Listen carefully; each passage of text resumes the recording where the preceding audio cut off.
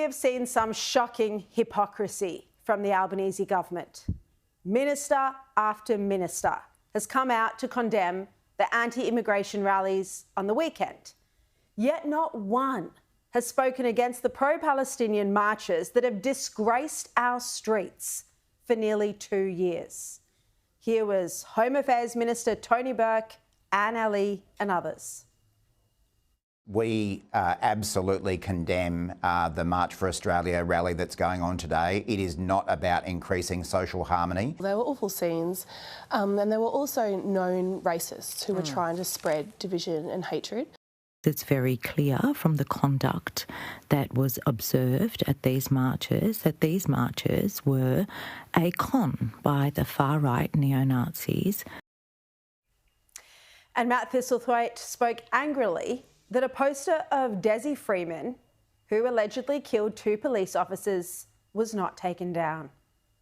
At one of those protests yesterday, someone displayed a poster of the man who murdered 2 Victorian police officers in cold blood last week. And no one, as far as I was aware, told that person to take that poster down or that they shouldn't be displaying that.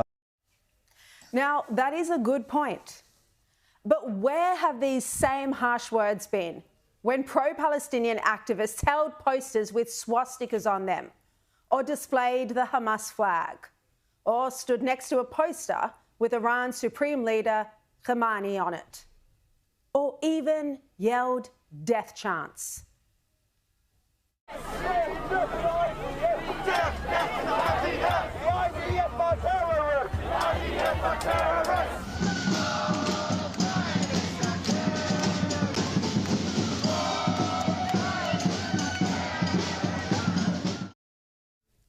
The Albanese government didn't have a word to say then. You can't find a minister willing to criticise a pro-Palestinian rally. And even the Prime Minister keeps praising them. Yesterday's march was peaceful and was an opportunity for people to express their concern about what is happening in Gaza. Utter hypocrisy. The Albanese government can't hold back its outrage over the anti-immigration rallies, yet they haven't uttered a single word about the pro-Palestinian rallies. And it's a point that James Paterson made sensibly earlier. These are not the only protests that have occurred in our country over the last 2 years that have struck fear in the hearts of some Australians. Many of the pro-Palestinian protests in this country have been deeply distressing to the Jewish community in Australia and have featured the flags and symbols and logos of listed terrorist organisations. I can't recall an occasion where a government minister preemptively or even subsequently condemned those protests, even when pictures of the Ayatollah Khamenei were featured prominently at protests like this. Pauline Hanson attended the Canberra anti-immigration protest, and she made a similar point to Paterson on Sky News. Why should we, as Australians, be shut down, told we shouldn't attend these things, yet you allow the Palestinian marches every weekend for the last 2 years that's been held on the streets, and they're destructive, they're vicious, and they're flying the Hamas flags and terrorist flags, and what they're pushing, it's got nothing to do with, the quiet protests that happened today. Now, what we saw erupt over the weekend, multiple protests across the country, clashes of ideology, is the direct result of the Albanese government's weakness and moral depravity. Thousands of Australians, believing they were marching for a better country, turned out to protest. At the pro-Palestinian rallies, terrorist flags are flown, but never the Australian flag. And on the weekend, it was a sea of Australian flags, and our national anthem rang out. Our lands abounding nations, our beauty rich and rare, in history's page and at every stage, our days of shame appear. As was predicted, neo-Nazis gate-crashed the rallies and tried to use the occasion to recruit new members for their despicable cause. And it is truly shocking. It never ceases to shock me when you see neo-Nazis brazenly flaunting their brand of extremism and hatred on our streets. And one even spoke to the crowd with a microphone. I'm not going to give him the satisfaction of naming him by name. But the police didn't lift a finger.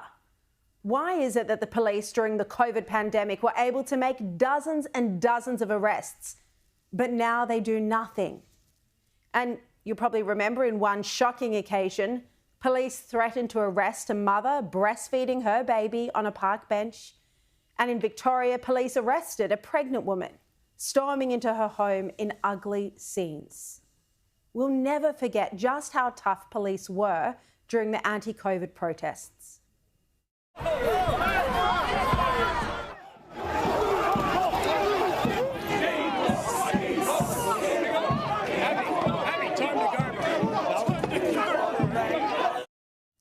So police do have the ability to crack down on protesters. Yet now police across the country stand back and watch as the worst elements of society, who are flouting laws by displaying terror symbols, are allowed to march the streets. No arrests of neo-Nazis and no arrests of pro-Palestinian activists flaunting swastikas and terror flags. And instead, police then have to waste resources trying to track them down later, literally spending months investigating the identity of offenders, often to no avail. It's sickening, and there needs to be a change in strategy here, because this lack of action is part of the reason social cohesion is disintegrating. Now, it also has to be said that the vast majority of those protesting yesterday at the immigration rallies were not neo-Nazis, as both Jacinta Price and even Channel 9 reported. The front of the march might have presented one picture, but the bulk of those marching today, those coming in from behind, appeared to be anything but extremist. I know the vast majority of Australians that were out marching on our streets were marching because they love this country, and yes, we have every right. Just to be concerned with the levels of immigration into our country does not mean that you are racist. And in fact, there was strong support for the Jewish community and Israel at the protests. The motivation to be part of the declaration by the citizens of Australia that they're absolutely opposed to mass migration. Now, a few people have contacted me to speak about the protests yesterday, and one grandmother wrote to explain why she took part.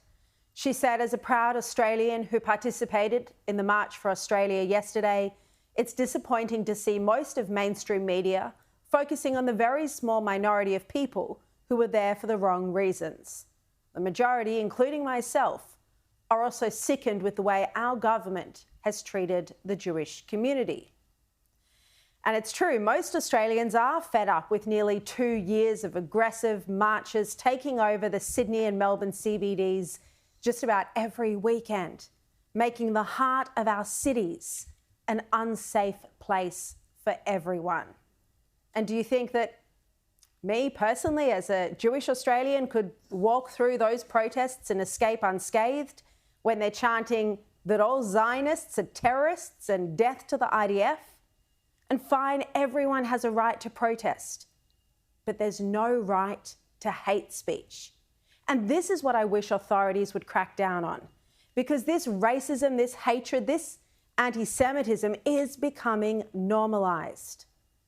And the protests have already cost $11 million in taxpayer funds, and that's in Sydney alone. Melbourne would be an equivalent figure, and now they're spreading across the country.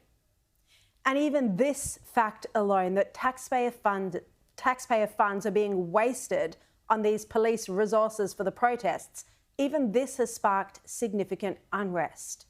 And we saw some of that expressed yesterday. We're trying to do a march once. They're here every single weekend. What's wrong with it? Go away, you people. Leave us. We want to support our country. Now, just a point as well about immigration. Our entire country is built on immigrants. Apart from Indigenous Australians, every single person in Australia today has family who originally immigrated here. Our parents or grandparents or great-great-grandparents made the wise decision to start a new life in this beautiful but distant country. No doubt a very difficult thing for them to do. And our country is incredible in so many ways, partly because of our history of immigration. Yet there is an issue. The Albanese government needs to ensure that everyone who is given the privilege to live in Australia shares our common Western values. Values of equality, freedom, tolerance, empathy, mateship, a fair go, and respect for the rule of law. And that unfortunately hasn't been the case. Instead, in recent times, we've seen communities celebrate death and hatred in shocking displays like this right after October 7. I'm smiling and I'm happy. I'm elated. It's a day of courage. You can't argue that it isn't a major issue when there are suburban pockets of Australians who celebrate terrorism openly on our streets. This is a failure of immigration policy. It's why at our Sky News Anti-Semitism Summit we recommended changes to the Federal Government Migration Act.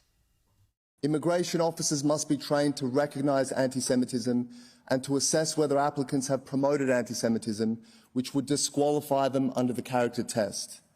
This is particularly relevant for those seeking entry from places with pervasive anti-Semitic education.